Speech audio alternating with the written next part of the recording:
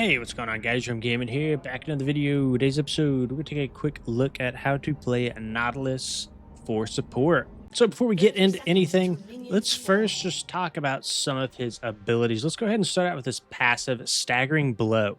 So his passive here, Staggering Blow, Nautilus' first attack against a target deals X amount of damage and roots them for 1.5 seconds. And then if we hold down shift here, we can see that this cannot happen more than once every 6 seconds to the same target. So what you can actually do with this passive is you can spread this out to multiple targets. So really what you want to do is you want to try to apply this to both targets in lane. You want to try to get that passive effect up on both. So make sure in lane that you're kind of spreading out your autos with that passive effect. Up next we have his Q Dredge Line. So Nautilus hurls his anchor forward. If it hits an enemy, Nautilus drags himself to the target, together dealing damage and stunning them briefly.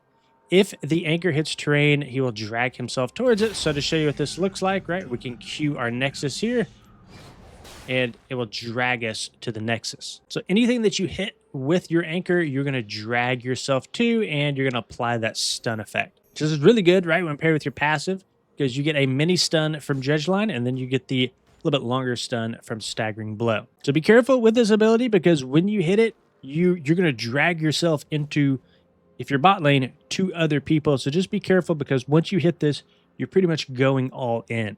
Up next, we have his W Titan's Wrath. So Nautilus gains a shield for 6 seconds. While the shield persists, Nautilus attacks deal additional magic damage over 2 seconds to his target and all surrounding enemies. So nothing too crazy here, just to show you what it looks like. We'll press W, we get this sort of shield effect. You use that to soak some damage. Again, nothing too much to talk about there. We also have our E Riptide. Nautilus creates 3 exploding waves around himself, each dealing magic damage, 2 enemies in the area, and slows them by 30%, decaying over 1.5 seconds. So we'll level this up and show you what it looks like. So press E, and you can sort of see this sort of wave ripple effects that kind of goes out from your character. So just additional CC that is baked into Nautilus kit. So you have your passive stun, you have your Q stun, you also have your slow through Riptide, and we actually have even another stun through our ultimate Depth Charge. So Nautilus fires a shockwave that chases an enemy champion, dealing magic damage, knocking them up and stunning them for 1 second. Other enemies hit by the shockwave are also knocked up and stunned and take 125 magic damage. So we'll level this up and we will spawn a couple target dummies. So you can see that we have 2 dummies that are here together. And since they are stacked on each other, our Depth Charge is actually going to hit both of them. You can kind of see this sort of circle that goes outside of the target dummy. So we will spawn it here. And you can see both of them get knocked up, and that's a very long stun effect. So let's talk a little bit about how you actually use his abilities. So Nautilus's level 2 is actually pretty strong, and he's going to be very strong, again, those few early levels, mainly due to his abilities just being so strong.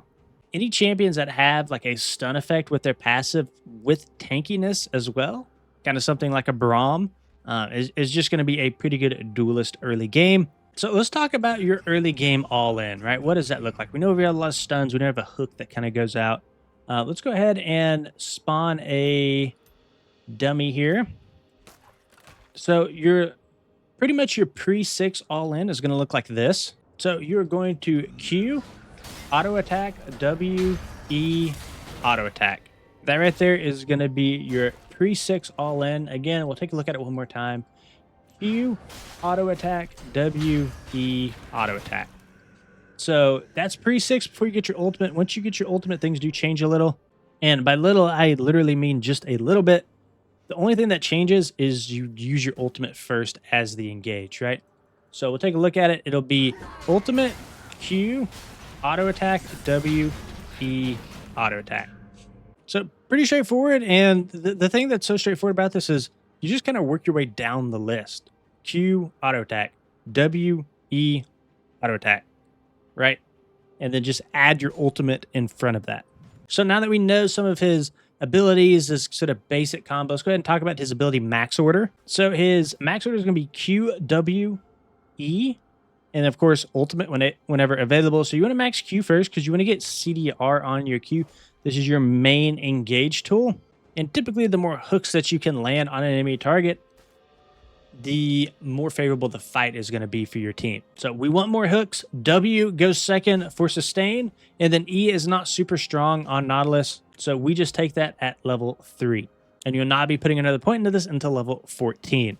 Okay, now let's talk a little bit about items and summoners. So summoners, you're taking Flash, Ignite, and then in terms of items, so your typical start is going to be the World Atlas start.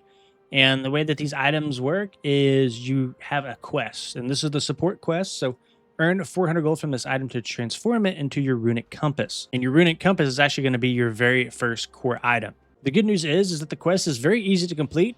You just pretty much need to stand near your ally. So while near an ally champion, damage enemy champions or kill minions to gain gold. This works off a charge-based system. So when you do have a charge up, just make sure that you are auto-attacking a minion. I'll show you what that looks like really quick. You can see our Atlas down here is charging up. When that hits 1, you want to be the person who takes the CS. Typically, you want to prioritize both melee and cannon minions as they give the most gold. So that is the only time that support is supposed to take minions, is when these charges are up, because you split the gold with your ADC. You can also use these charges on champions or buildings, and that will also consume the charges. Moving on to our next item, you will immediately build into your compass when you can afford it. So Runic Compass here, I don't have the quest complete, so I can't upgrade it, but you can see same thing is going to happen. This upgrades to Runic Compass, which eventually upgrades to your Bounty of Worlds. And Bounty of Worlds will be the final quest that you'll have to do. And then after that quest, it will actually evolve into a main support item. And that main support item in our case is going to be Celestial Opposition. So Celestial Opposition is going to be really good. It's anti-burst. It's going to give us tankiness. It's going to give us gold per 10 seconds, health regen, all the things that supports needs. And then an active down here with 4 charges that will place a stealth ward for us. So very important as playing support, do not miss your main core support item.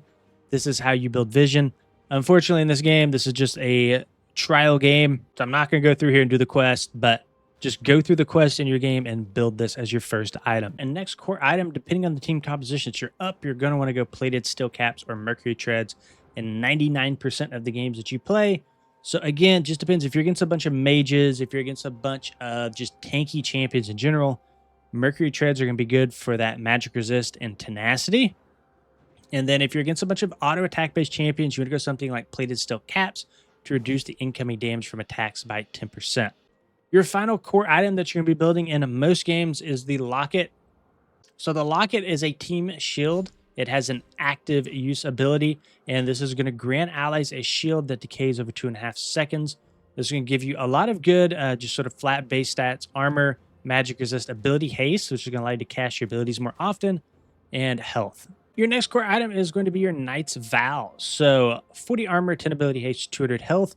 While near your worthy ally, you take 12% damage and heal for 10% of the damage they deal to champions. So the way this works is you buy the item, and you simply run up to your ally, and you just, it's on my hotkey 2. If my ally was standing here, let me spawn an ally dummy, and I can press 2 on him, and you can see now we are linked together. And now that we're linked, this means the sacrifice passive now comes into play. So I take 12% of the damage I receive, and I heal for 10% of the damage I deal to enemy champions. So this helps make your ADC a little bit more tanky. Typically a great item to build. Another core item, and again, kind of situational, is going to be the Thornmail. Going to be good in most games unless they're running like a mage as their ADC. So if there's not an auto attack based champion in the game, then you will not go for Thornmail. You'll probably replace it with something like a Spirit Visage. But this does apply something very key in most games, and that is Grievous Wounds. And you can see in pink on the right, 40% wounds.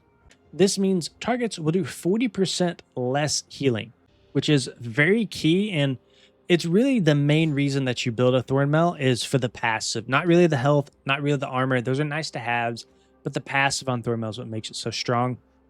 It completely counters and shuts down most auto attack based champions, along with something like plated steel caps. The last item you'll be building here is going to be your Watchful Wardstone, which does upgrade to a Vigilant Wardstone. So these are pretty interesting because these allow us to store control wards. And this is actually very strong late game when vision becomes so key. So that's your main role. That's one of your main roles as support, is to keep your ADC alive and to ward like crazy. So you actually have 3 different things that you can do as a support. And this is typically in terms of vision, what you do is you will go a Vigilant Ward Stone. This allows you to purchase 3 control wards. So at any given time, you'll have 3 control wards on you. And then if we remember from our main support item, our Celestial Opposition, this is going to give us 4 normal wards. So that already gives you 7 potential wards. And then on top of that, if you build an Oracle Lens, this is going to allow you to remove vision, right? So you want to replace your Stealth Ward with an Oracle Lens pretty early in the game. I would say around level 6. So this is going to give you basically that trifecta effect. You're going to be able to do control words. You're going to be able to sweep with an Oracle Lens to remove vision. And then through your main core support item, you'll be able to place normal wards. Okay, then last thing here is I just want to kind of do a summary over Nautilus, some of the runes that he runs. So he goes Resolve with Aftershock. So this is going to give us a burst of armor magic resist whenever we immobilize an enemy champion, right? We have a ton of stuns built in. So Aftershock is really strong. And this also does some burst damage as well. So really good for kind of singling out one specific target. Makes you stronger, gets burst, and then it funnels a bunch of bursts into one target. We also have a shield bash. So whenever you gain a shield, so our W ability, if you remember that from earlier, we get a shield from it. Our next base attack against an enemy champion will deal adaptive damage based on our shield amount. We also have a bone plating, which is going to make us a little bit more tanky. We have unflinching, which is going to give us armor and magic resist whenever we are CC'd. We'll go biscuit delivery. This will give us some free biscuits that we can use, like free health potions in lane. We'll cosmic insight for summoner spell haste, and item haste going to allow us to use our summoners and items more often. And then finally down here at the very bottom, we'll take ability haste and then a double health scaling. Okay, then just want to talk a little bit about lane. So we said earlier that he's a very strong champion, level 2. So you want to play Nautilus pretty aggressively early, and hopefully your laner pick something that's like an aggressive champion. If they pick something like a Vayne early, you might not be very strong level 3 or before, but if they pick something like a Draven or a Lucian, you really want to be looking for fights early. Now, Nautilus also has pretty good roaming potential. You have to be careful with roaming too much, right? Because we talked about the quests from our main support item that requires you to be around a champion. So if you're walking in river too much, you're not going to be able to finish your quest. It's going to delay your core item. But if you do, sneak a couple roams in there, he is very good at ganking.